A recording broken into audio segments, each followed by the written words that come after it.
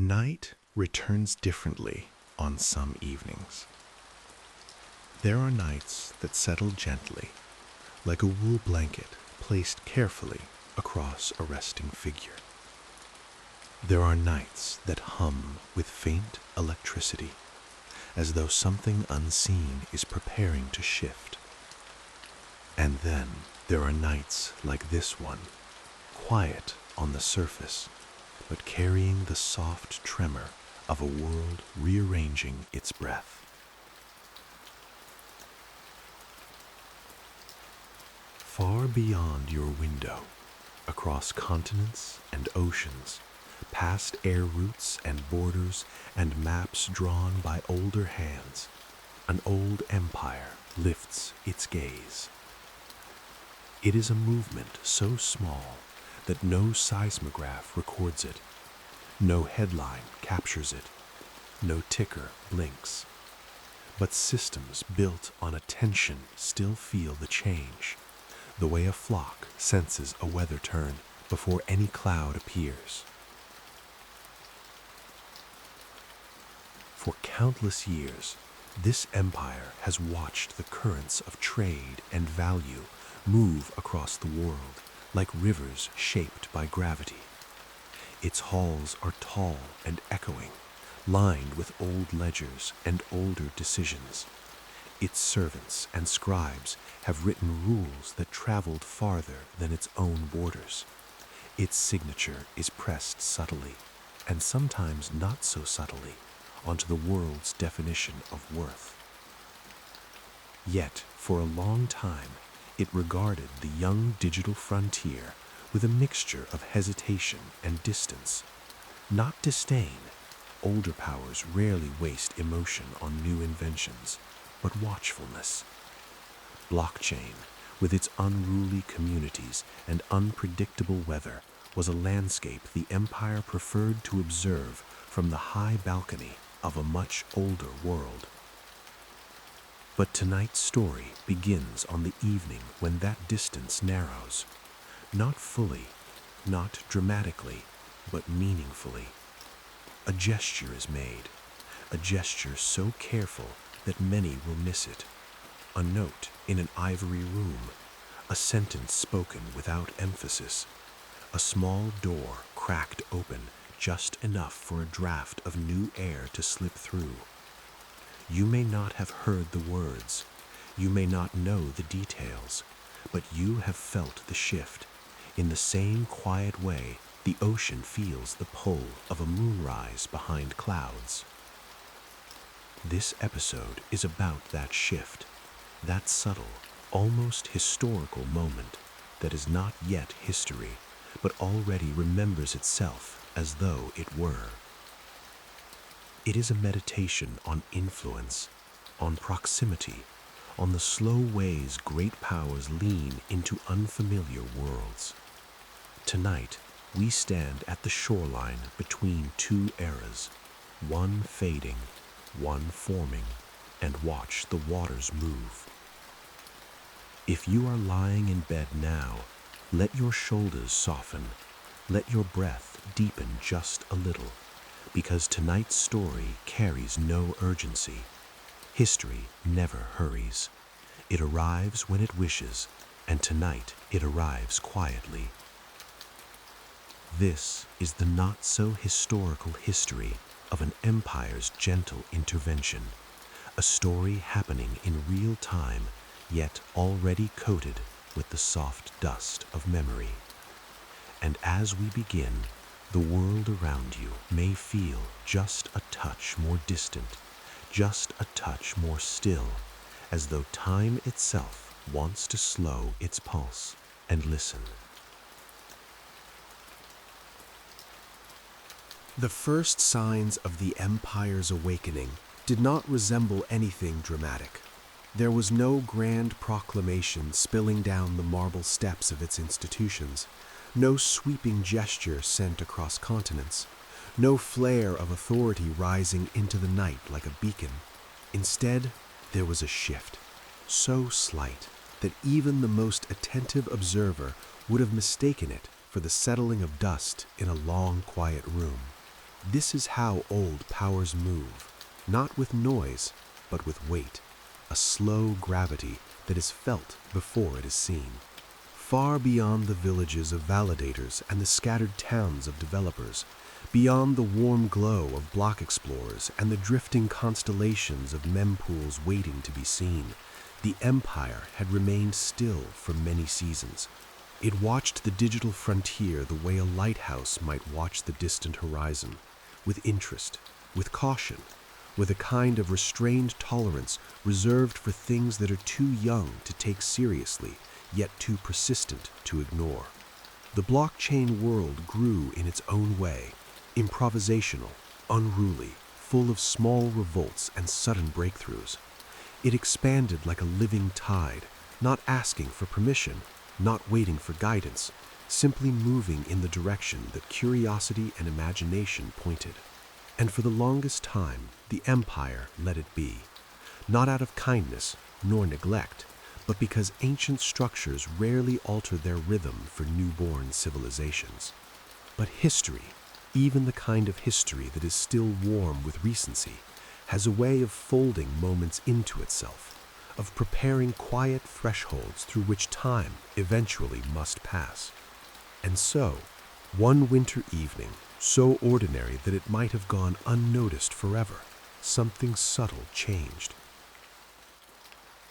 Deep in the Empire's interior chambers, rooms lined with aged wood and silent chandeliers, rooms where decisions have historically flowed into every region of the world, a conversation took place.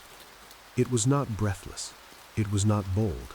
It carried no urgency and none of the theatrical intensity that popular retellings often graft onto such moments. What was spoken lightly, was a question. A question that drifted across the polished table like a leaf set down by careful fingers. Should we look more closely? The room did not answer immediately, but the quiet inside it shifted. Walls that had stood indifferent for decades seemed to lean ever so slightly. The air, previously composed and still, gathered the faintest tremor. Sometimes history begins not with the arrival of a new force, but with the decision of an old one to turn its gaze. Outside, the night was soft, the kind of softness that feels both near and distant, as though the world has stepped into a deeper layer of itself. This softness carried across borders, across seas, through fiber cables humming in the cold dark, flowing into the scattered communities of the blockchain realm like a wind that has traveled too far to remember where it started. It reached the developers who leaned over dim laptop screens in small apartments. It reached the researchers cataloging obscure ledger behaviors in notebooks stained with coffee and time. It reached the miners, the stakers, the archivists, the small nodes humming quietly at the edges of the world. No one could quite name what they felt. No alert sounded, no announcement arrived, but the ecosystem sensed something, a gentle tightening of the invisible threads that connect every ledger, every transaction, every dream of a decentralized tomorrow. It felt like the air right before snowfall, that delicate mix of anticipation and stillness. A few builders paused, looked up, glanced at one another in digital halls. "Did you feel that?" someone asked. And though the words were simple, their meaning rippled. For in the blockchain world, a place built on transparency, yet shaped by mysteries older than code, movement from an empire carries a resonance that travels far. It changes the way communities breathe, the way projects frame their ambitions, the way maps of possibility quietly redraw themselves. But this early signal was not a warning, nor an endorsement, nor a shift in power. It was merely attention. And attention, when offered by an ancient force, can reshape futures before futures know they are being reshaped. On that night, nodes continued to hum. Ledgers continued to write their silent stories. Validators kept their steady pulse. Nothing on the surface was different, yet everything beneath it was already preparing to become something else. as though an unseen tide had changed direction far from shore, and somewhere, in rooms of marble and quiet authority, a new chapter had begun its first slow breath. In the weeks that followed, the Empire's question did not vanish. Questions of that scale never do. They drift through corridors, settle on desks, press their weight into paper and into the quiet thoughts of those whose work is to give vague concerns a structured shape.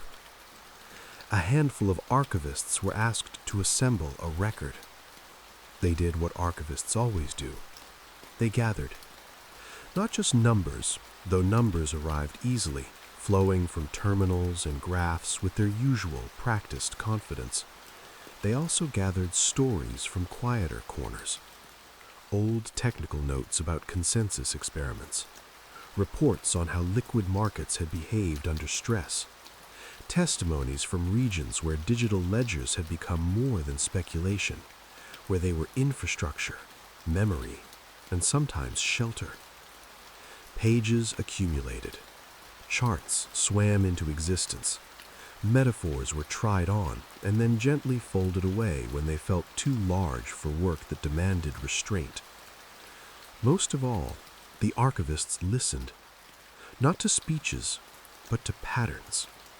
They listened to the rhythm of transaction flows, the ways communities clustered and then dispersed, the subtle migration from one chain to another when trust rose or fell. They listened to the spaces where data grew thin, regions that looked empty but under patient examination revealed shadows of experiments that had long since gone quiet. As they listened, something softened in their reports.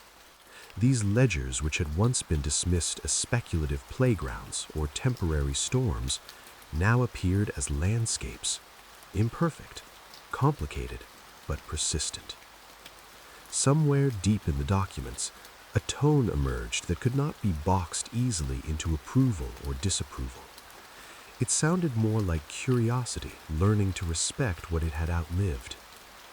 The archivists transmitted their work into meeting rooms where long tables caught the light of late afternoon. The Empire does not decide quickly.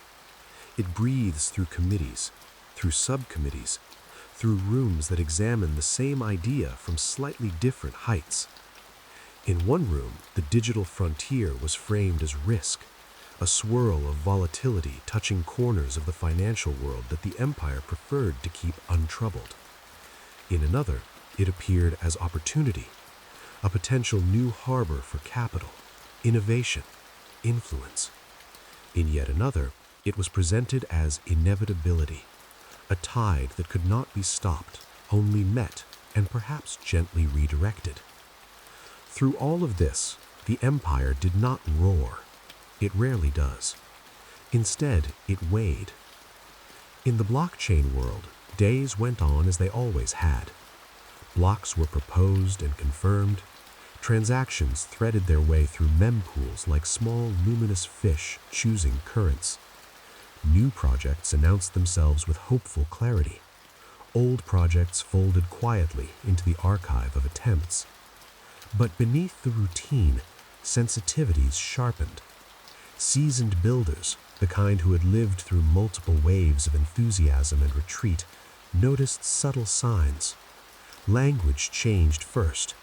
Phrases that once appeared only on fringe news sites or within specialized circles began to surface in the Empire's more formal statements. Softly at first, like unfamiliar instruments joining an old orchestra. Then came gestures. Not sweeping endorsements, not bans, not lines carved sharply into stone, but acknowledgments.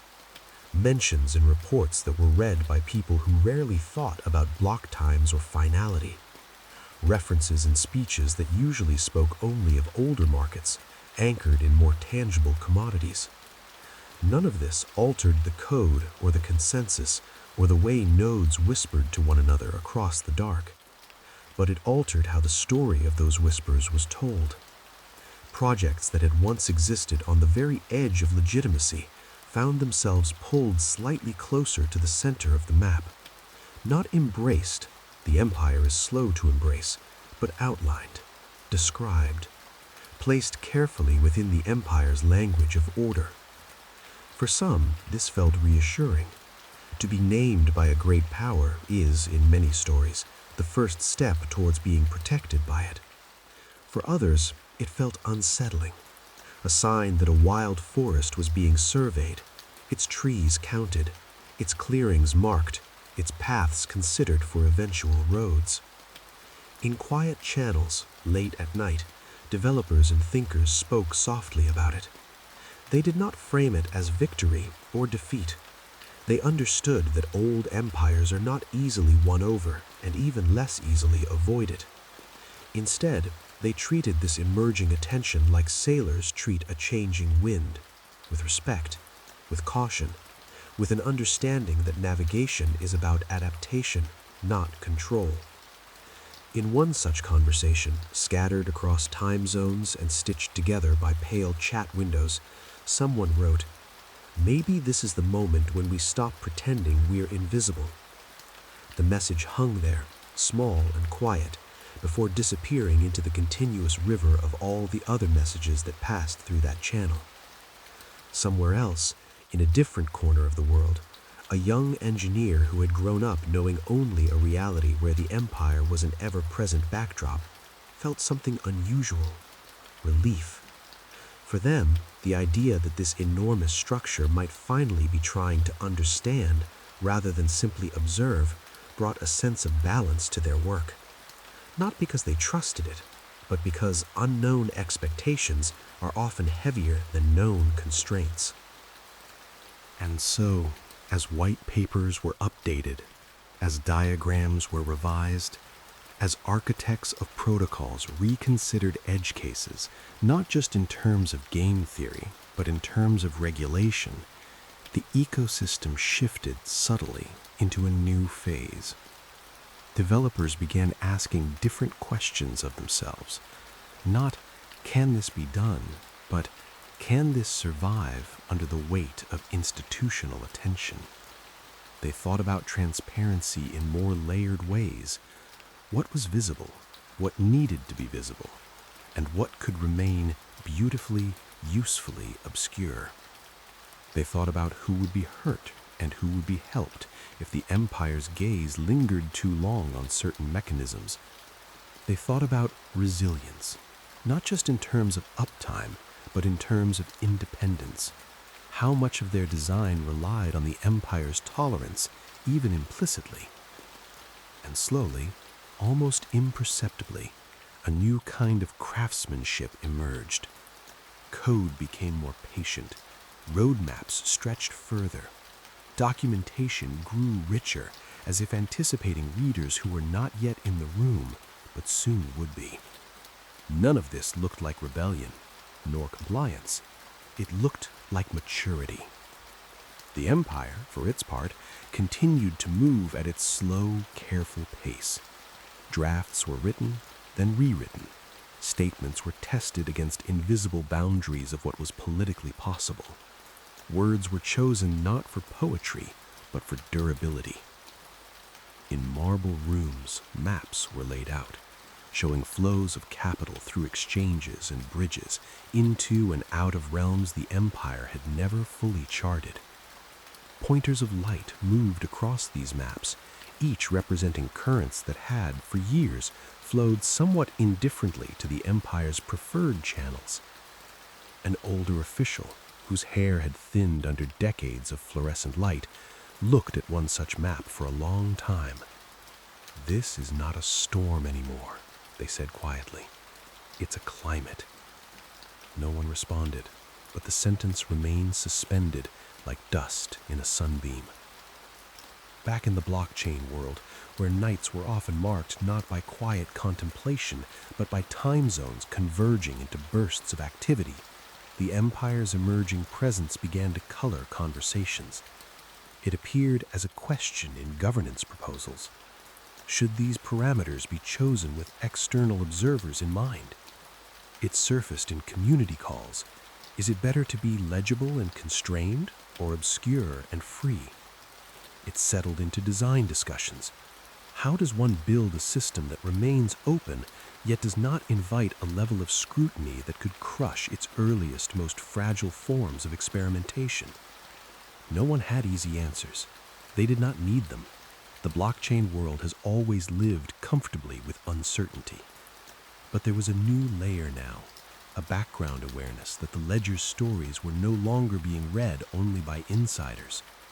Somewhere, behind the quiet glow of late-night lamps in buildings far from any data center, people who had never deployed a contract were slowly learning how to pronounce the names of these strange new cities of code and coordination. It did not make them natives, but it did make them less distant. For you, listening in the dark, with your head resting heavily on your pillow, this may all seem very far away. That distance is a comfort. It means your body is allowed to stay here while the story travels there. As you listen, you might imagine the Empire as a figure sitting before a dimly lit map, watching the flows of value and trust move like weather. Not a villain, not a savior, just an old, enormous presence trying to decide how much of its reach to extend into a world that learned to live without it. And in the spaces between its breaths, in the quiet pauses before it speaks again, blockchains continue to do what they were designed to do: record, settle, remember. Somewhere between those ledgers and that empire, a bridge of attention is being built, not of code, not of metal, but of awareness. It is delicate, it is incomplete, and it is where our story now turns. As the empire stirs, its gaze falling more steadily on this restless digital ocean, the waters begin to answer back, not with fear, not with obedience, but with a calm, clear acknowledgement. We see you too. And in that mutual recognition, the next chapter quietly begins to write itself. Something else began to change as the Empire's attention lingered. Something small and easy to overlook, yet unmistakably part of a larger turning. People outside the blockchain world, people who had once regarded it the way a tired traveler regards a flickering roadside sign, began asking new questions. Not the old questions, the ones shaped by fear or novelty. Is it dangerous? Is it legal? Will it fail? Those belonged to an era when the Empire was still far away, when its torchlight had not yet illuminated the edges of this strange new continent. These new questions were quieter, more curious, and filled with a tone that suggested something deeper than interest: recognition. Teachers asked how these ledgers stored memory. Analysts wondered why certain networks behaved more like ecosystems than markets. Young people, those with pockets full of borrowed dreams and screens full of code, asked whether this realm might hold their future. And while these conversations floated through coffee shops, mess halls, even the hushed corners of bureaucratic buildings, the Empire itself continued its slow, careful descent into understanding. It sent researchers, not soldiers. It sent scholars, not enforcers. It sent questions, not commands. And each question, delivered with measured tone and steady breath, landed on the blockchain world like a soft footstep on freshly fallen snow. Builders felt the presence before they fully comprehended it. They spoke about it not in the language of fear or anticipation, but in the language of weather. The climate is shifting, they said. Something warm is meeting something cold. But the shift was not hostile. It carried neither threat nor promise. It was simply what happens when two systems of different ages and different gravities begin to drift toward the same horizon. Some projects responded by slowing down, not out of caution, but out of reflection. They reconsidered the permanence of their mechanisms, the clarity of their governance, the unspoken assumptions they had carried from earlier, wilder days. Other projects began to speak in more measured tones, as though preparing for a future in which their audience might extend far beyond the developers, traders, and dreamers who had raised them. A few communities, those forged in deep independence, felt an unease that hummed just beneath the surface, not because the empire approached, but because they sensed a threshold, one that once crossed would change the shape of their quiet world forever. But thresholds, like tides, are not meant to be denied, only understood. Night after night, as servers hummed and blocks rolled gently forward, the empire continued its ritual of observation.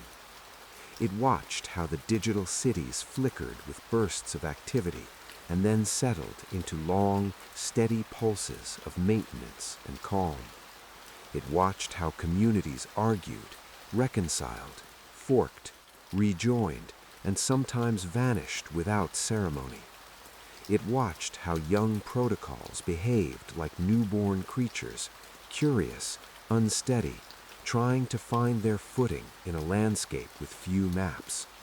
And from this long watching, a conclusion began to form.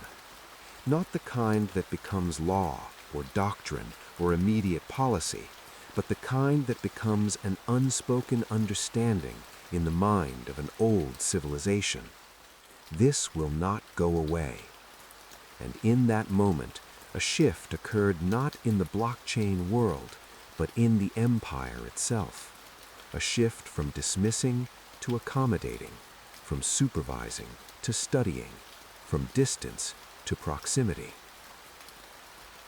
The blockchain world did not celebrate, it did not panic, it did not reorganize its dreams or fears. It simply acknowledged the change with the quiet maturity of a civilization that had weathered storms far more violent than the slow turning of an ancient eye. One evening, in a small co-working space lit by too many LED lamps and too few windows, a group of developers discussed the empire's movements with the calm resignation of people who had known all along that this moment would come. "It's not good," someone murmured, "but it's not bad." "It's inevitable," another replied. But a third voice, softer, thoughtful, added, "It's acknowledgement, and sometimes acknowledgement is the first step to respect." And though the others did not speak immediately, their silence was an agreement.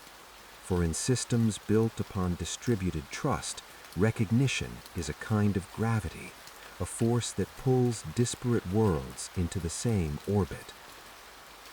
Later that night, in a faraway building with marble floors and heavy doors that close without a sound, an official, whose name will never appear in any headline, leaned back in their chair and whispered to the empty room, "We will have to learn to coexist." No one responded, but the room, old and dignified, seemed to absorb the words into its walls, as though they were the early notes of a longer refrain. Meanwhile, the blockchain world continued its ordinary miracles. A new chain launched, another one faltered. A third rediscovered its momentum after months of silence. Users argued, laughed, fell asleep at their keyboards. Nodes hummed, ever patient. Ledgers grew, line by line, like rings in a tree. And through it all, the empire watched. Not like a master, not like a rival, not even like a judge. More like a historian who realizes the future chapters of their book will require a new vocabulary. More like a traveler standing at the edge of an unfamiliar continent, breathing in the air of a world that has existed without them, but may not remain entirely separate forever. More like a quiet presence, learning to respect a civilization it did not build, but can no longer ignore. The gaze did not feel oppressive, nor liberating. It felt inevitable. And as the Empire continued to trace the contours of this new world, the new world traced the contours of itself. Both sides, in their own way, began to understand what the next era would require. Not victory, not surrender, not assimilation, but coexistence between old power and new architecture, between marble and mempools, between history and whatever this is that is not quite history, but moves with the weight of it.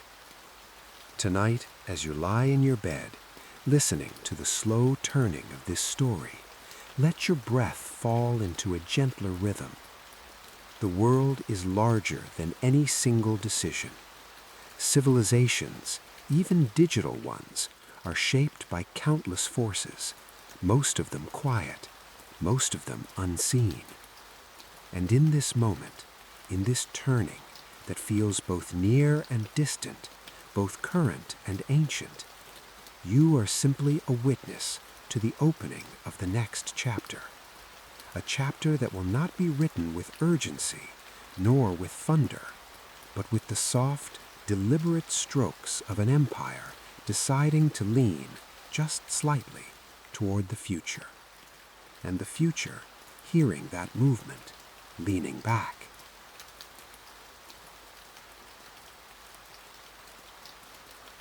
Markets are often described as creatures of movement, of surges and retreats, of impulses and corrections, of tides that rise and fall with the intensity of storms. But the truth is quieter.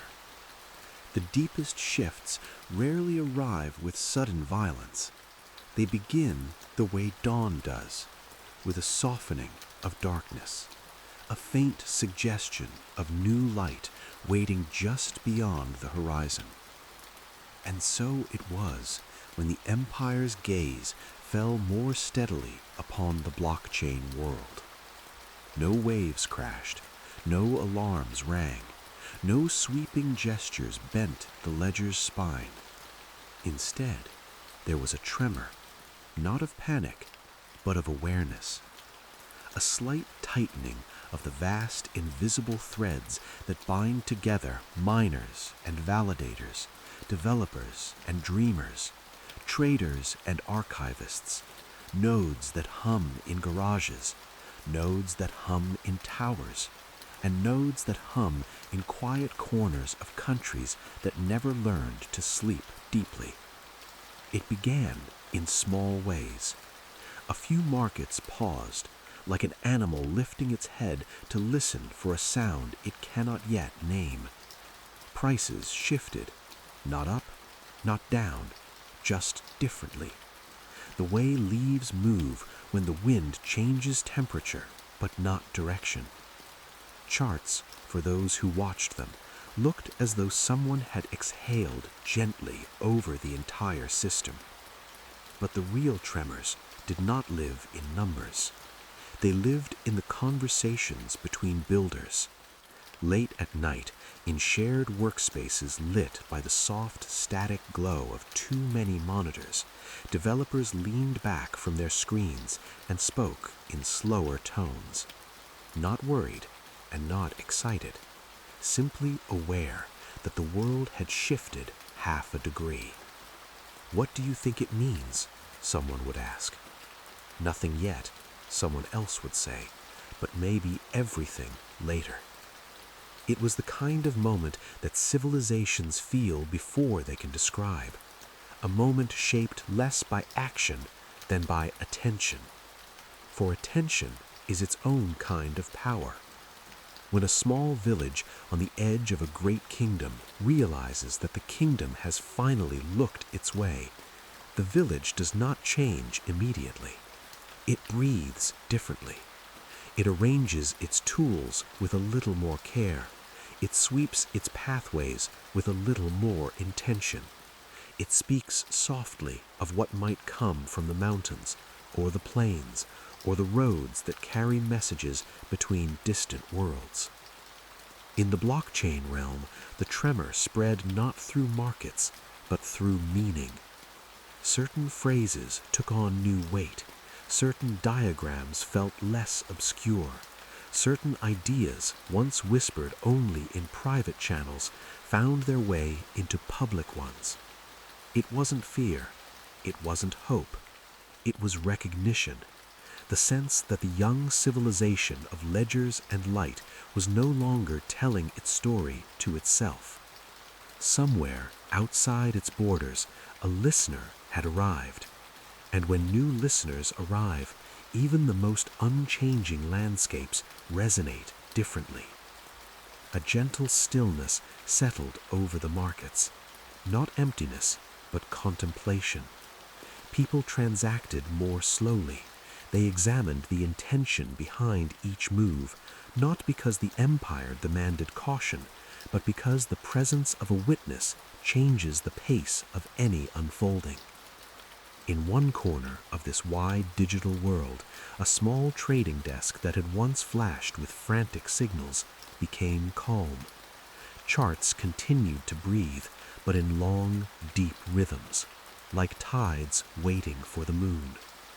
In another corner, a group of analysts revised their models, not to predict the empire's decisions, for no model is brave enough to attempt that, but to understand how the empire's attention altered the terrain of possibility.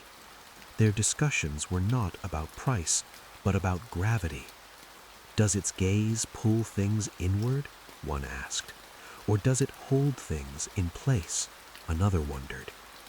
No one knew, but the tremor in their questions was the same tremor felt by the markets. An ecosystem that had grown up wild, sprouting where it wished, branching unpredictably, was now being observed like a young forest by a distant, ancient city of stone and rulebooks. The forest did not fear.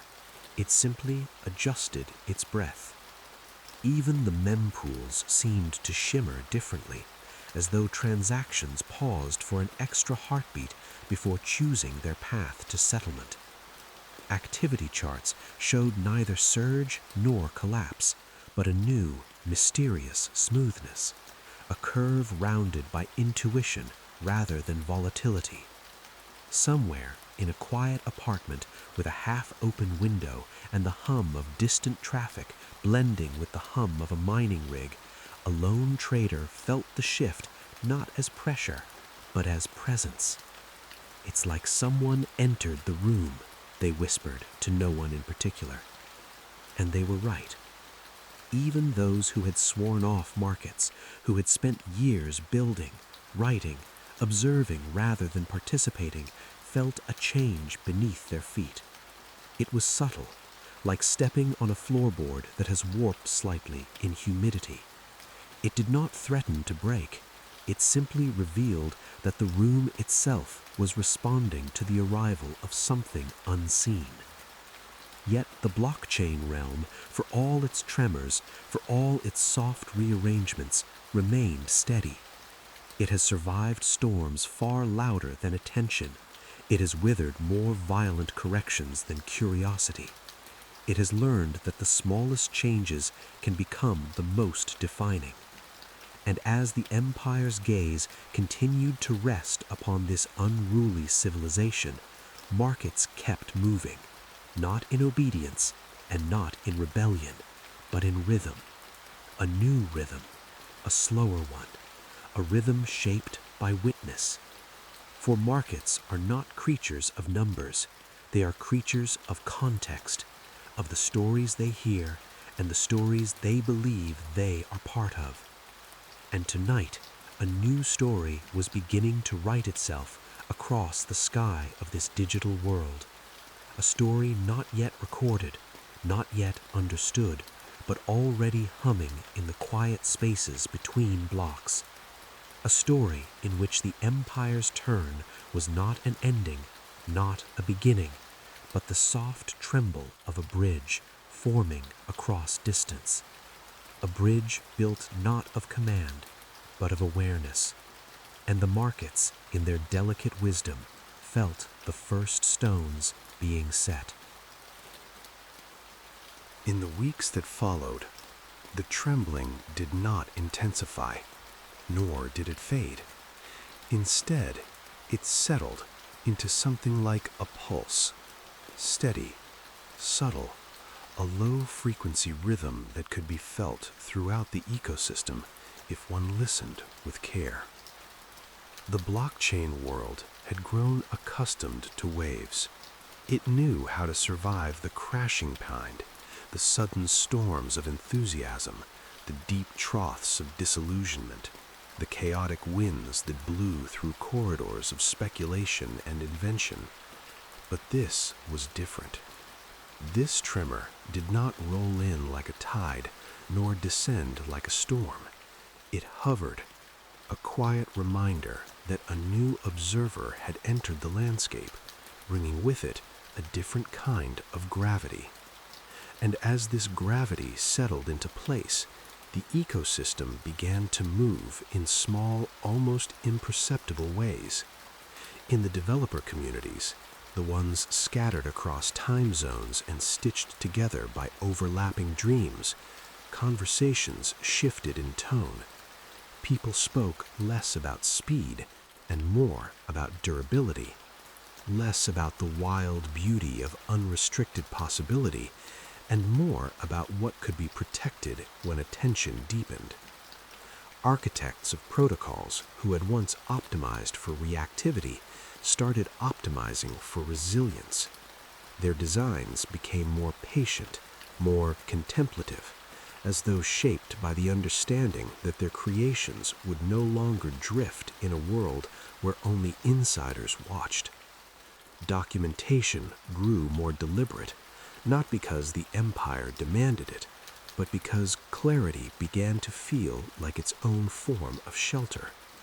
As if, in a world now seen by distant eyes, being understood was a kind of armor. In the governance forms, digital town squares where proposals rose and fell like lanterns in the night, voices softened.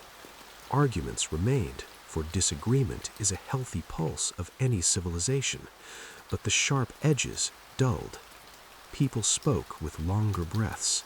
They paused more often before submitting their thoughts, leaving room for silence to polish intention. Not fear, not deference, something gentler. A recognition that their words might travel farther now, echo into rooms with marble floors, reach people who did not yet understand the fragile, purposeful chaos of decentralized life. And with that recognition came a kind of dignity, a quiet, steadying presence in their tone. Elsewhere, in the trading enclaves, where numbers had always ruled with uncompromising clarity, something softened too. The frantic charts that once pulsed like restless heartbeats slowed, not from lack of activity, but from an unusual stillness beneath the noise. It was as though the markets themselves had decided to take a longer breath. Analysts who once prided themselves on predicting the unpredictable found their models leaning toward a new set of variables, not technical, not economic, but cultural. How does a civilization react when it realizes it is being observed? One asked, and though it was meant half in jest, it lingered. Mempools thinned and thickened in soft rhythms, not chaotic, not wild, but contemplative, the way a forest responds to distant thunder long before the first raindrop falls. Some traders spoke privately about the new weight they felt in the air. Not the weight of authority, that would have produced very different movements, but the weight of significance. For the first time, Their world felt less like an isolated island and more like a place whose boundaries were being slowly traced by a foreign cartographer. Maps, even metaphorical ones, change how people move. And so markets moved differently, not with fear, but with awareness that their paths were no longer invisible. Across the world, in labs and co-working lofts and long, narrow apartments where engineers lived parallel lives between keyboards and kettles, a shift occurred in the inner rooms of mind. People who had once coded as though creating worlds no one outside their circle would ever see began coding as though their worlds might one day become part of something larger. Not absorbed, not controlled, but acknowledged. That acknowledgement carried a subtle warmth, for in every civilization there exists an ancient desire to be seen without being consumed, to be recognized without being reshaped, to be allowed to grow on one's own terms. The tremor that passed through marketplaces and governance halls and development channels was not the tremor of fear, but the tremor of identity shifting in real time. The blockchain world was no longer a rumor, nor a rebellion, nor an experiment. It was becoming a participant in the broader architecture of global order, not by force, but by presence. And presence was enough. In a quiet basement in Budapest, a validator operator adjusted the cooling fans on their rig and whispered, "They're watching us now." But there was no anxiety in their voice, only a strange tenderness, like someone acknowledging that the child they helped raise had grown tall enough for others to notice. In a sunlit cafe in Buenos Aires, a group of young analysts leaned over a laptop and reran simulations for a protocol upgrade. One of them smiled and said, "We can't pretend we're small anymore." They didn't sound proud, they sounded ready. Meanwhile, in a windowless office in a city whose skyline had shaped the dreams of entire generations, a mid-level official reread a report on blockchain activity. Not because they were told to, because something in the report felt like an echo of the early days of the internet. That same quality of a world growing faster than anyone realized, in silent increments that would only become obvious when looking back.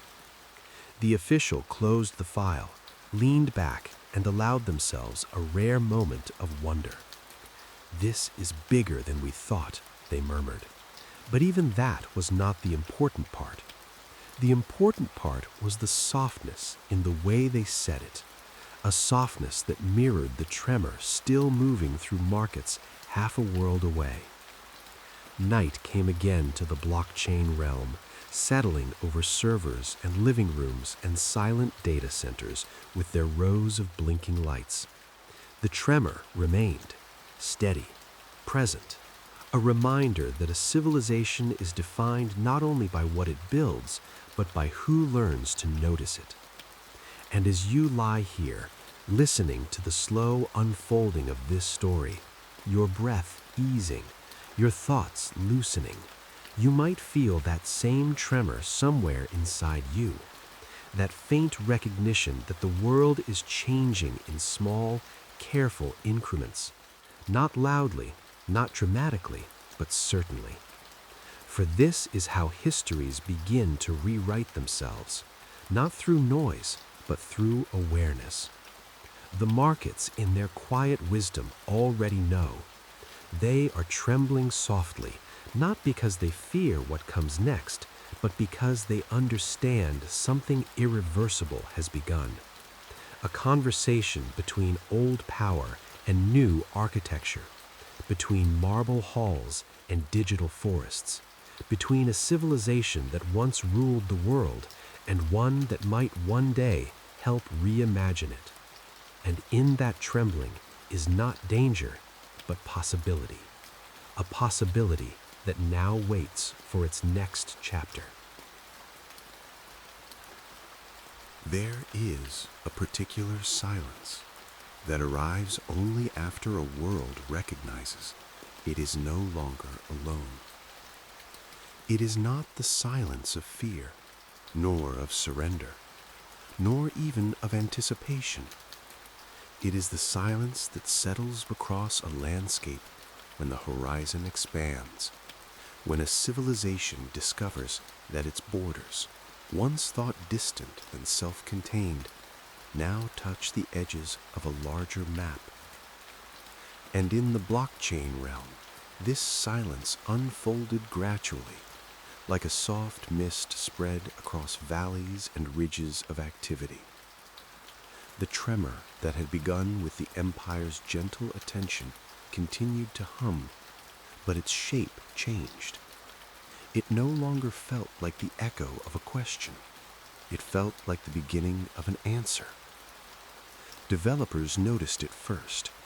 They found themselves revisiting ideas they had once considered final, retracing design patterns that had lived comfortably in the margins of a world with few external witnesses.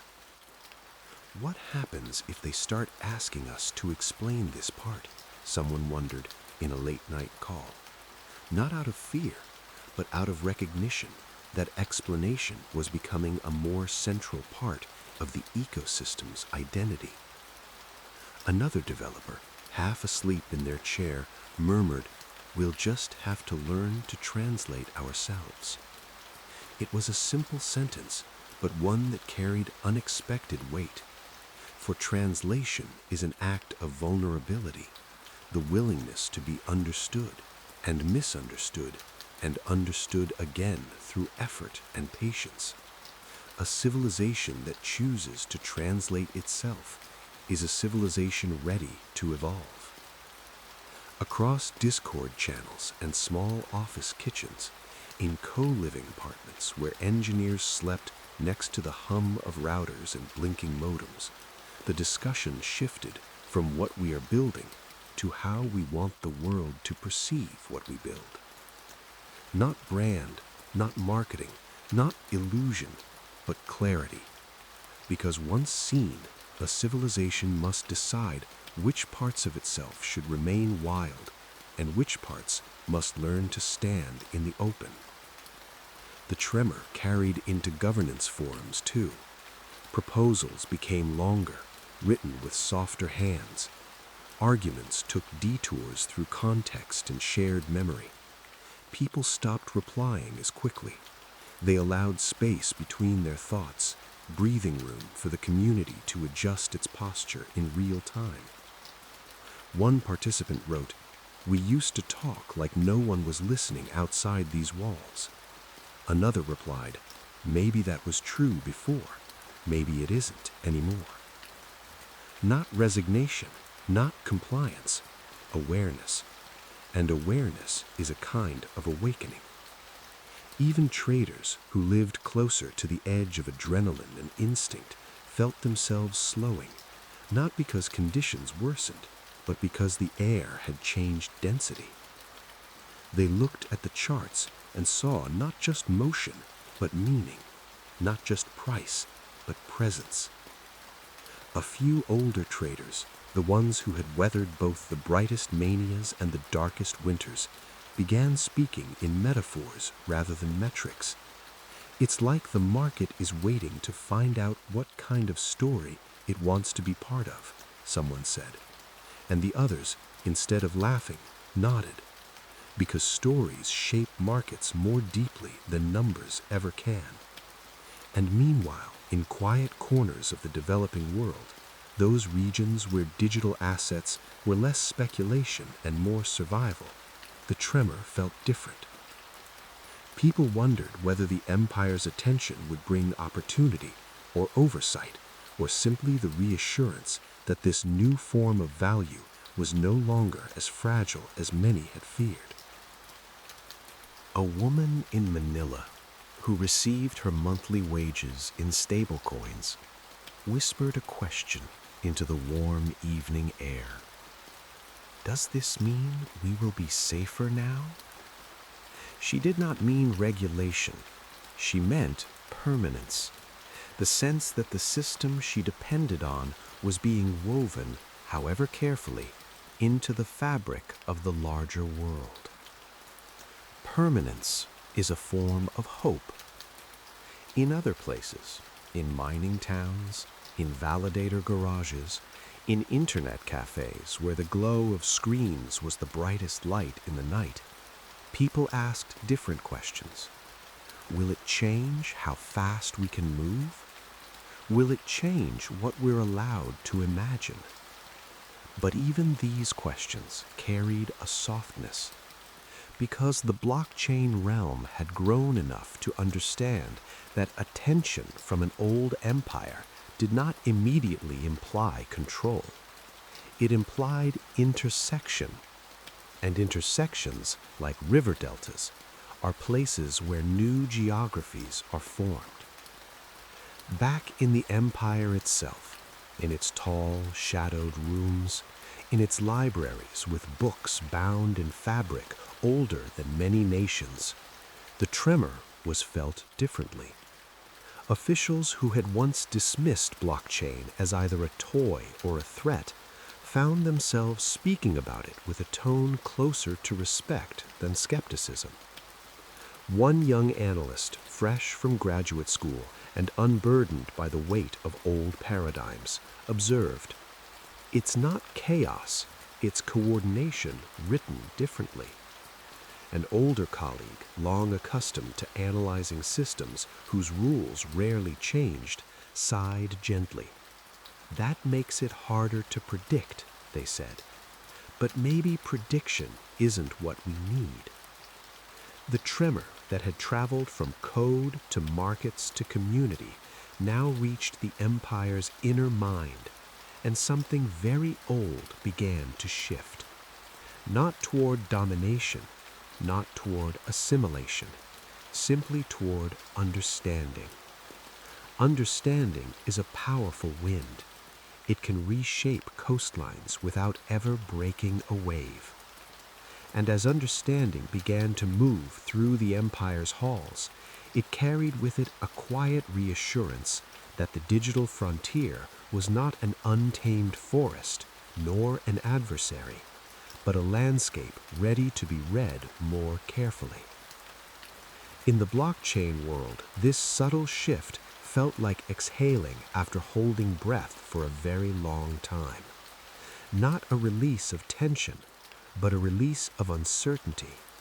What once felt like being observed now felt like being studied, not under a microscope, but across a table, with patience, with curiosity, with the kind of attention that allows new futures to be spoken aloud. A validator in Prague summed it up during a routine call. "I don't think this is the end of our independence," they said. "I think it's the beginning of our relevance." And there, in that sentence, was the quiet truth that the tremor had been carrying all along. Relevance changes everything. It changes how communities grow. It changes how systems stabilize.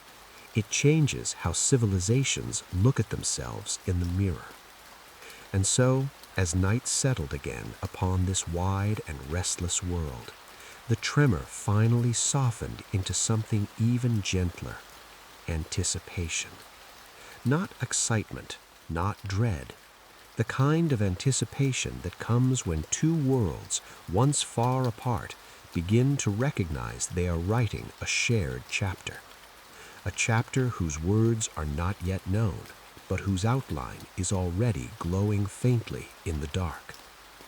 Tonight, as your body sinks a little deeper into the bed and your breath drifts toward rest, you may feel that same faint glow, a reminder that history is unfolding softly, section by section, in a harmony between marble and code, between old power and new architecture, between the empire and the markets that trembled not from fear, but from awakening.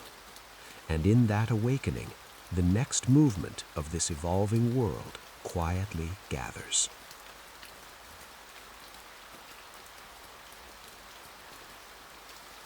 storms do not always arrive with thunder.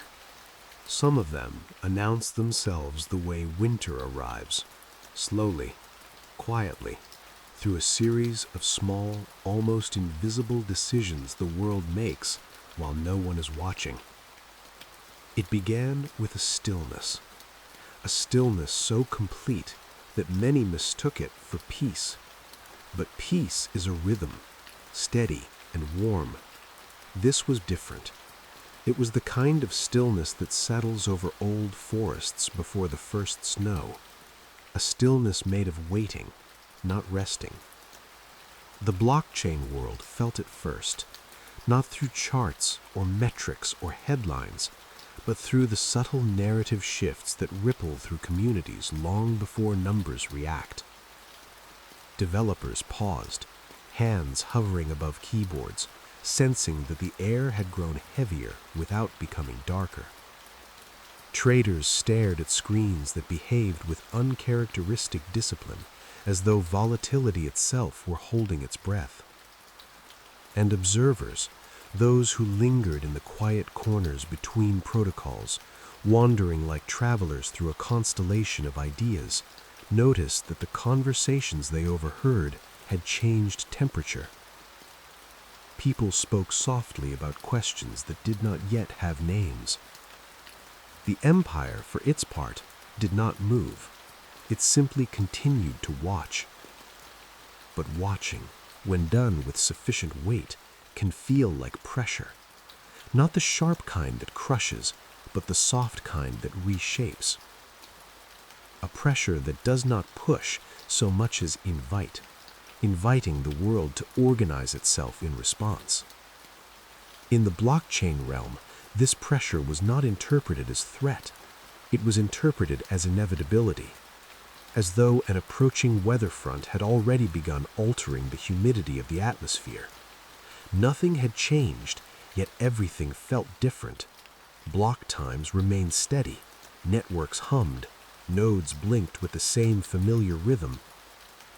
But beneath that rhythm, something older began to stir, a sense that the ecosystem was drifting toward a moment it had always known would come, a moment when being small was no longer an option, a moment when the world would expect something from this young civilization. Clarity, perhaps, stability, direction, or simply the acknowledgement that the era of wandering was ending. Civilizations, no matter how decentralized, go through seasons. There is the season of birth, when everything is bright, unpredictable, alive with first possibilities. There is the season of exploration, when boundaries dissolve and imagination draws maps faster than experience can verify them. But then, inevitably, there arrives the season of accountability. Not judgment, not punishment. The season in which a civilization must look at itself in the mirror of others' eyes and decide what shape it wishes to carry into the future. This season had arrived, not with fanfare, not with conflict, but with the gentle, inescapable weight of being watched by a presence too old and too large to ignore. As the empire observed, its silence echoed across the ecosystem in widening circles. Communities began asking themselves unexpected questions. What do we owe to those who built the roads that brought us here? What do we owe to ourselves? Is freedom simply the absence of oversight? Or is it the ability to choose what we become when oversight arrives? These were not panicked questions. They were reflective ones, soft, measured, the kind of questions civilizations ask only when they feel strong enough to contemplate their own evolution. In Discord rooms lit by midnight screens, voices softened as they spoke of responsibility in tones usually reserved for heritage or long-term stewardship. In research collectives scattered across continents, papers were written with unusual restraint, as though the authors understood that they were no longer writing for themselves, but for a future audience that might include the empire itself. Even memes took on a different air. Fewer jokes about anarchy, more jokes about becoming adults. But behind this gentle wave of self-awareness, a deeper current began to swell. A current made of questions too old to be fully spoken. Questions about the nature of value, the tension between freedom and structure, the fragile architecture of trust that underlies the entire digital realm. Questions that civilizations face not at their beginning, but at their turning. And every turning feels like a storm. Not a storm of destruction, but a storm of rearrangement, a storm of shifting identities, a storm of stillness before the next new breath. In Seoul, a cryptographer paused mid-equation, sensing that their work might soon belong not just to a protocol, but to a larger narrative about how the world chooses to remember this era. In Lagos, a developer integrating stablecoin payments into a local business app felt a new responsibility, not imposed, but emerging naturally from the sense that the world might finally be paying attention to what they were building. In Lisbon, a validator operator spent an entire evening reconfiguring their nodes, not out of necessity, but out of an instinct that excellence mattered differently now. And in the Empire, in a tall stone building whose windows had watched centuries unfold, someone whispered, "They are preparing." But they were wrong. The blockchain realm was not preparing. It was awakening. Awakening to the realization that the storm approaching was not external, it was internal. A storm of self-definition, a storm of deciding what kind of civilization it wished to be when the world finally asked. And this is the heart of our story. The Empire's gaze did not create the storm, it revealed it.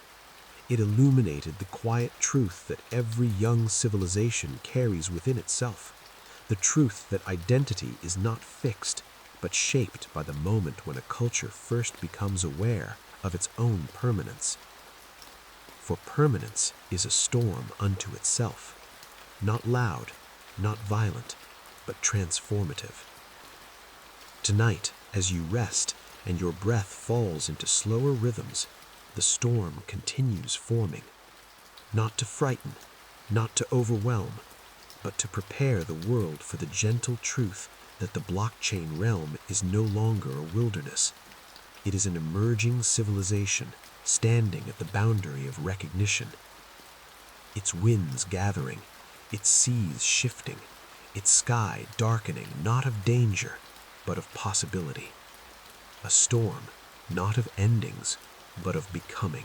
The storm gathered slowly, not overhead and not beyond the horizon, but somewhere deep beneath the surface, in the quiet tectonics that hold an entire civilization together. From the outside, nothing looked different. Blocks continued to roll in, one by one, like calm footsteps echoing down a familiar corridor. Transactions threaded themselves through mempools with the same soft glow, the same patient shimmer. Even the communities, those lively clusters of late-night messages, half-formed ideas and overlapping ambitions, seemed unchanged. But those who listened closely, the ones who noticed the faint tremor long before the Empire's gaze became clear, could feel the depth of the shift. It was not in the numbers, it was not in the charts, it was not in the price, it was in the posture. The posture of a young civilization that has begun to stand a little taller, as though preparing to speak its name with a new kind of certainty. In one network, developers started rewriting entire sections of their documentation, not to simplify, not to market, but to articulate why the system behaved the way it did at its core. It was as though they suddenly understood that longevity requires not only innovation, but introspection. In another network, governance debates shifted tone. Conversations that once felt like impassioned shouts across a bonfire now sounded like deliberations in a hall of stone, measured, careful, aware of the echoes. One moderator wrote, "It feels like someone pressed a hand gently against the back of this ecosystem, asking it to steady itself before walking forward." No one disagreed. Elsewhere, in the wide expanse of the digital frontier, small rituals changed. Hackathon teams that once pursued fast brilliance began pursuing quiet depth. Products that once prized novelty began emphasizing soundness. Communities that once celebrated chaos began celebrating craft. Not because the Empire demanded it, the Empire had done nothing at all but watch, but because the ecosystem itself felt something approaching that required a different kind of readiness. A readiness that comes not from fear, but from maturity. And maturity has its own weather. In research circles, people revisited papers once considered obscure, essays on formal verification, economic security, social consensus, game theory. Concepts that had lingered like artifacts in an academic archive now glowed with warmth, as though illuminated by a lantern carried into a long-abandoned room. Young researchers who had never lived through the earliest storms of the blockchain era began reading these texts not as history, but as prophecy. Their discussions were not about price action or speculative waves. They centered around what it meant to build systems for futures too distant to imagine clearly. And in these discussions, one phrase kept returning: we need to prepare for the world that will join us. Not invade, not replace, join. For the storm approaching was not a storm of conflict. It was a storm of convergence. A storm that would require the blockchain realm to define itself more clearly than it ever had. Because to be seen is to be interpreted, and to be interpreted is to be transformed. Far across the world, in a quiet room filled with the faint hum of servers, a node operator leaned back in their chair and whispered, "We are entering the age of second drafts." It was a perfect phrase. For the first drafts of this civilization, the quick forks, the chaotic migrations, the clever optimizations, the collisions of ideology were shaped by urgency. Urgency to prove a point, urgency to resist old structures, urgency to build before anyone tried to stop them. But the second draft of a civilization is different. It is shaped by reflection, by hindsight, by an awareness that permanence demands coherence, and coherence cannot be rushed. The storm carried this realization through every corridor of the digital world. It drifted into mining farms where workers adjusted fans with a softness they did not fully understand. It drifted into validator clusters where uptime suddenly felt less like competition and more like guardianship. It drifted into community calls where contributors spoke with voices that sounded older than the people that carried them. One contributor, barely 20, explained a governance proposal with the tone of someone who had lived centuries. And perhaps, in digital time, they had. Because the blockchain world had always existed at a different pace, compressed, accelerated, demanding growth at speeds that old civilizations would have found unimaginable. But now, those two worlds were synchronizing ever so slightly. Not in perfect rhythm, but in resonance, the low hum that arises when two different structures share a common frequency. And resonance is often the precursor to transformation. No one called it a storm. No one needed to. The storm was not wind, not rain, not thunder. It was the internal reordering of an ecosystem that had spent years defining itself by independence, now preparing to define itself by continuity. A continuity that meant building systems that could withstand not only speculation, not only volatility, but scrutiny, the gentle, steady, inescapable scrutiny of being noticed by an old empire with a long memory. But this was not submission. It was evolution. A validator in Toronto put it best when they said, "It's not that we're slowing down, it's that we're breathing in a new rhythm."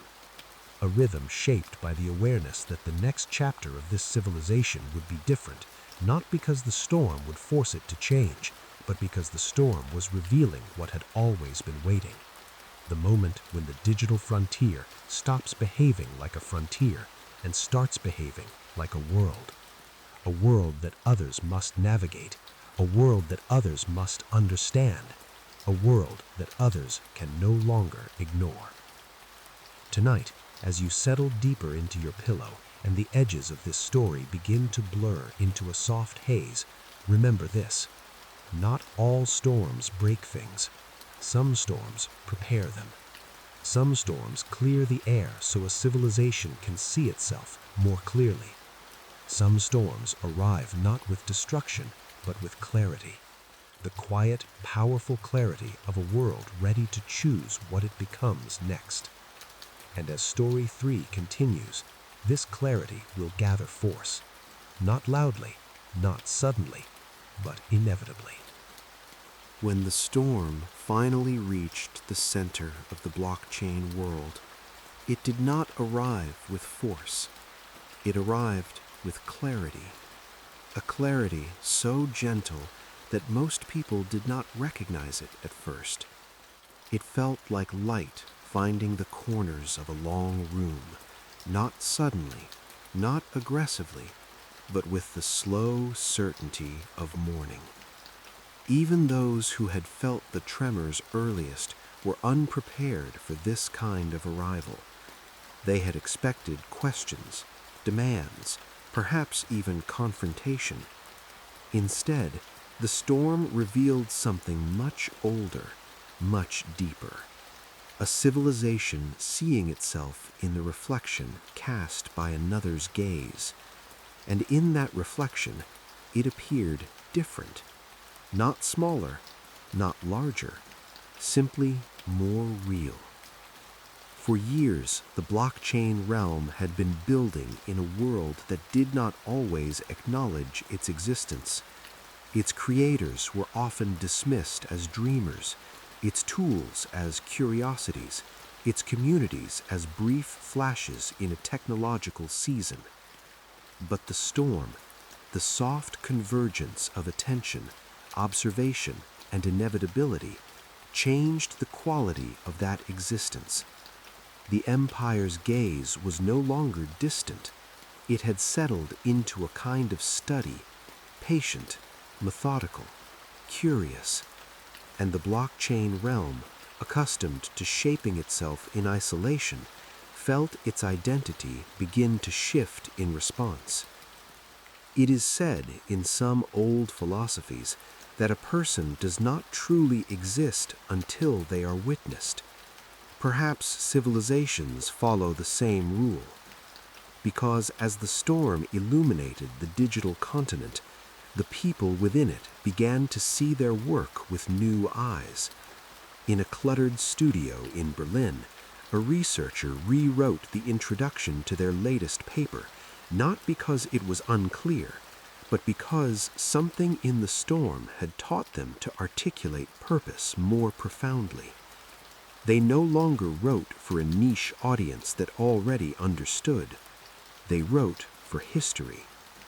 In a cafe in Nairobi, a developer who had built a small payment tool for local stores looked at their dashboard and realized that their creation might one day become part of a reference point in a global system. "This isn't just code anymore," they whispered to themselves. "It's continuity." And continuity is the first mark of civilization. Others felt it too. A blockchain architect in Buenos Aires paused mid-diagram as an unexpected thought passed them. We're being entrusted with something now. Not entrusted by the empire, not entrusted by regulators or institutions, entrusted by the future. For the storm, in its quiet movement, revealed a responsibility that had always been present but never been named. the responsibility to build systems that could hold the weight of the world's attention without fracturing, a responsibility to build architectures that future generations would rely on, not as experiments, but as foundations.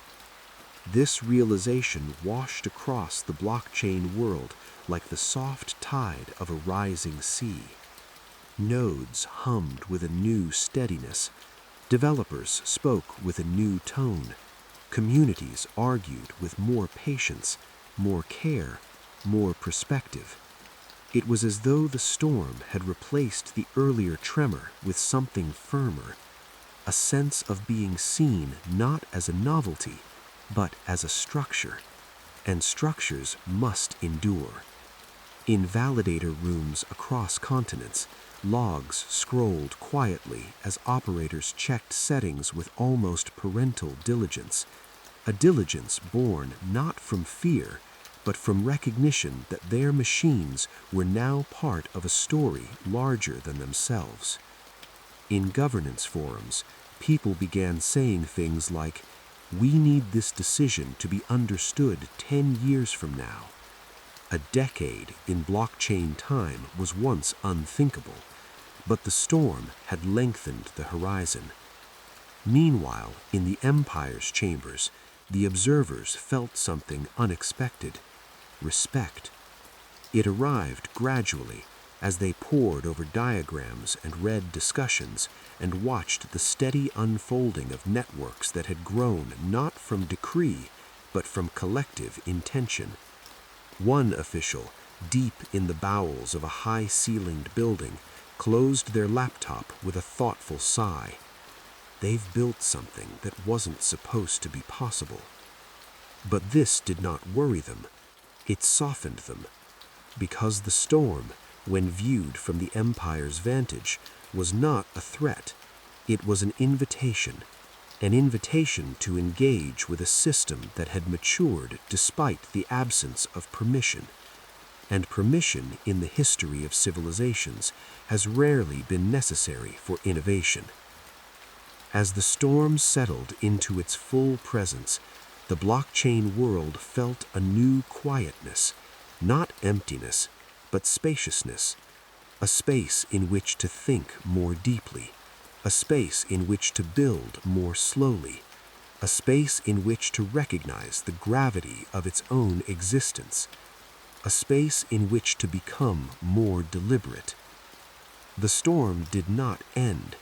It simply reached equilibrium, a steady hum that vibrated through nodes, through minds, through the architecture of an entire digital continent. And in this equilibrium, a new truth emerged. The blockchain world was no longer reacting to the Empire's gaze. It was responding to itself, responding to the realization that it was ready to grow not as a rebellion, nor as an experiment, but as a civilization in dialogue with the world. Tonight, as your breath slows and your body begins to soften into rest, you may feel the same gentle shift that moved through this story. The shift from uncertainty to acceptance, from tremor to clarity, from isolation to recognition. The storm has arrived, but it has not broken anything. It has revealed what was always there, a world becoming whole, a world stepping into a future that has begun to notice its light.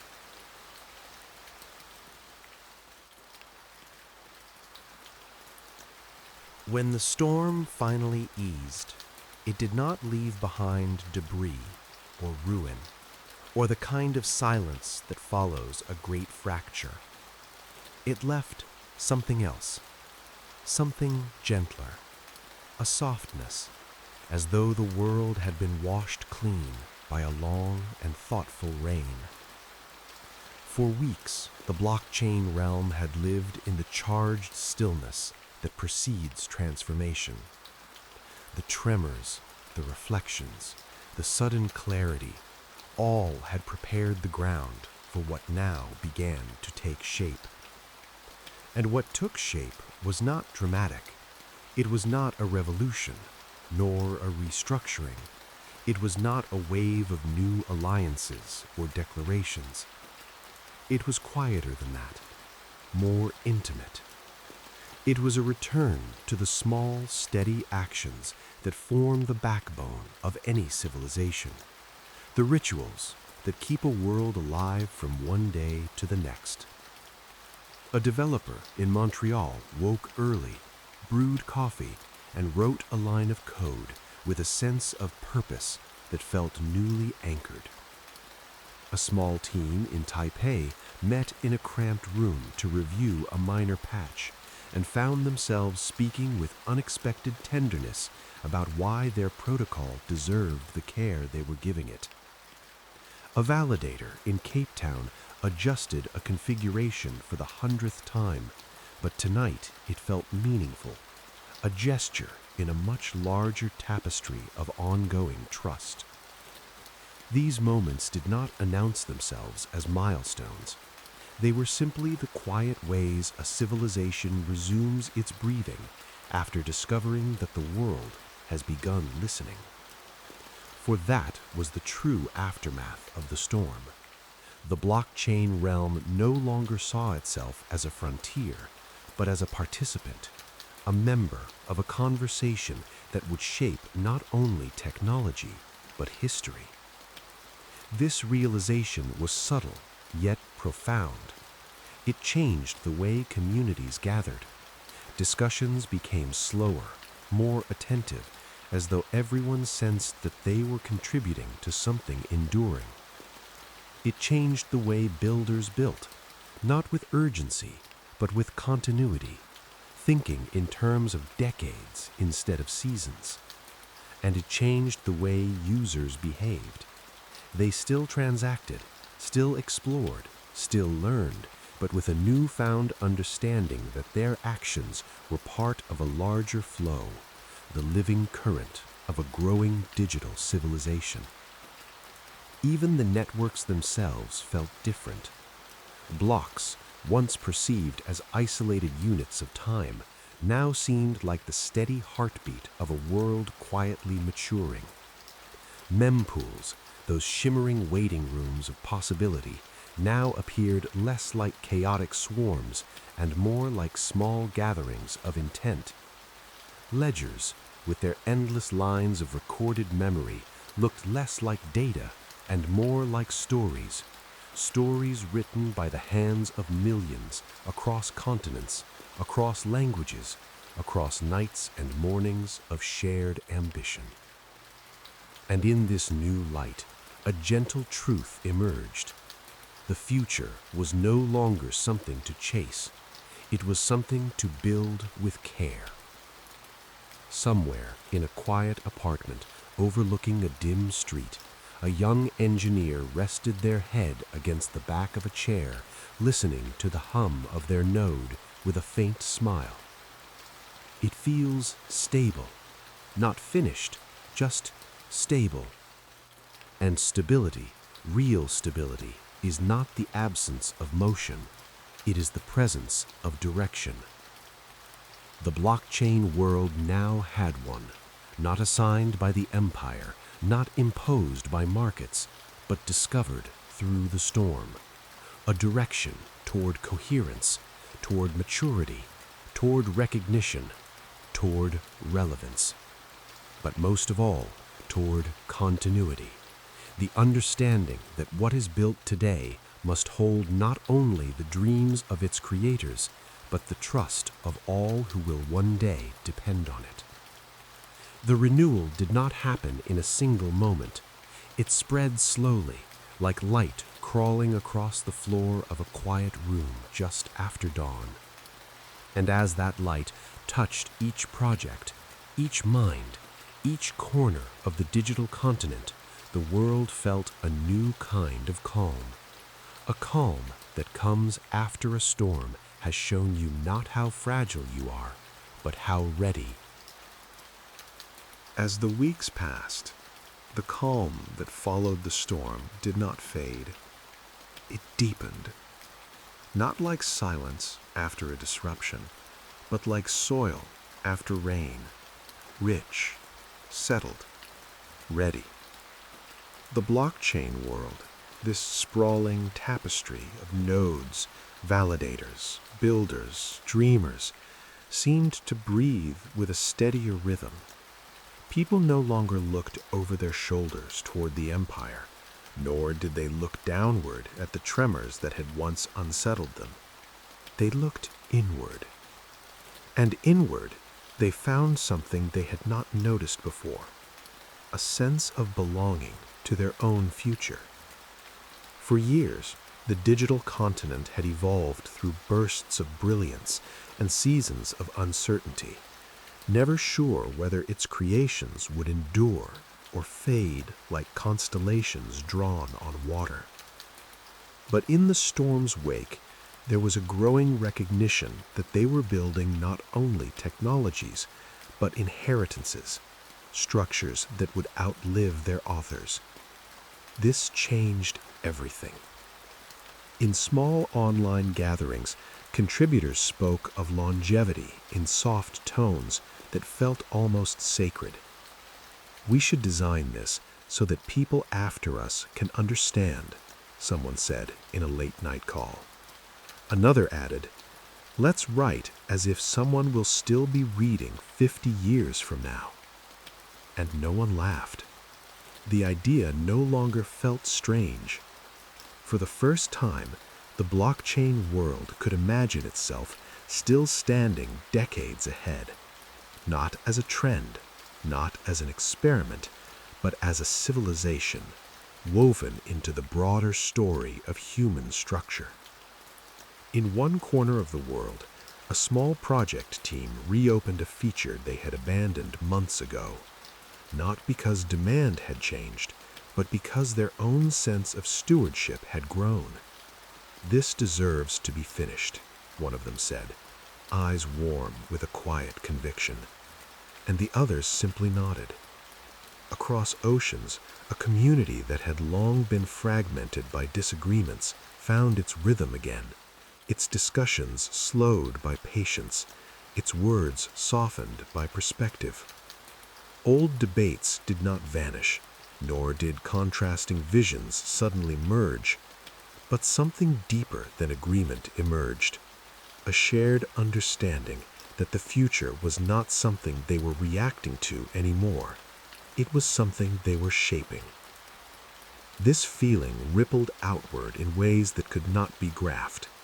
A student in Ankara wrote their first improvement proposal, their hands trembling not from fear, but from the gentle weight of participation. A validator in Melbourne reconfigured their hardware with newfound care, treating the act not as maintenance, but as contribution. A designer in Sao Paulo redrew an interface with a softness that conveyed not just usability, but welcome. Everywhere, small acts became meaningful. For the first time, people were not building to outrun collapse or chase opportunity. They were building as though the world would still be here tomorrow. And tomorrow felt spacious. In the empire, the observers noticed this change. Reports became calmer. Commentary took on a tone that bordered on admiration. Not approval, not endorsement, but something just as powerful. Recognition of maturity. "The storm did not break them," an official remarked as they read a late evening summary. "They refined them." And in that small sentence was the essence of what had unfolded, because the storm had revealed not fragility, but coherence, the quiet truth that the blockchain realm was no longer a place of temporary brilliance, but of emerging structure, a structure that would continue to shift, to adapt, to learn, but with a center that no longer wavered. By the time the storm faded completely, the digital continent was brighter than it had been before, not with spectacle, but with stability. That brightness showed itself in subtle ways. A network that once wavered now held steady through unexpected load. A treasury that once felt fragile now felt curated and intentional. A community that once fractured at the slightest stress now softened its internal language in moments of tension. None of this made headlines. All of it made history. For civilizations are not defined by their storms, but by the shape they take after the winds have passed. And this one, this young, restless, growing world of ledgers and consensus and collective imagination, had taken on a shape that felt ready. Ready to be part of a larger conversation. Ready to stand beside old powers without shrinking. Ready to chart its future with a steadiness it had not possessed before the storm. Tonight, as you lie in the dim glow of whatever gentle light still fills your room, you are listening to the final breaths of that transformation. Feel the softness of it, how the world, even in its complexity, settles into calm when it remembers its direction. Feel the spaciousness, how the noise that once troubled you has drifted outward, leaving only the quiet center where your thoughts can rest. You have traveled through a storm, not one of destruction, but of becoming. And like the world in this story, you are now entering the calm that follows clarity. The moment when breath deepens, when shoulders loosen, when the future feels closer and kinder than it did before. The night is gentle now, and the next chapter of this civilization, and perhaps of you, is waiting to unfold when morning comes.